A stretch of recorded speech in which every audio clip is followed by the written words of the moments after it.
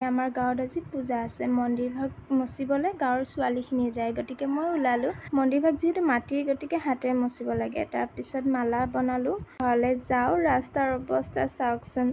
তাৰপিছত ঘৰলৈ আহিলোঁ, এবাৰ ৰেডি হ'লোঁ শৰাই লৈ যাবলৈ। পূজা যিহেতু মেখেলা চাদৰযোৰ নিপিন্ধিলে ভাল নালাগে দিয়কচোন, সেইকাৰণে মেখেলা চাদৰযোৰ পিন্ধি এবাৰ ওলালোঁ শৰাই লৈ যাবলৈ। মাৰ লগত গৈ আছোঁ আৰু এতিয়া মন্দিৰ আহি পালোঁ। সকলোৱে শৰাইবোৰ আনি ইয়াতে থৈ দিছে, অলপ পিছত ভিতৰলৈ নিব আৰু মই অলপ কামত লাগিলোঁ, মানে পানী চানী চাহ তাহ দিয়াত। এইবাৰ শৰাইবোৰ ভিতৰলৈ নিছে। তাৰপিছত আমাৰ কাম হ'ল চাহ বনোৱা, চাহ দিয়া, গতিকে গাঁৱৰ ছোৱালী বোৱাৰীখিনি মিলি চাহ বনাইছোঁ। সেৱা কৰিব টাইম হ'ল, ধূপ লগালোঁ, সেৱা কৰিলোঁ।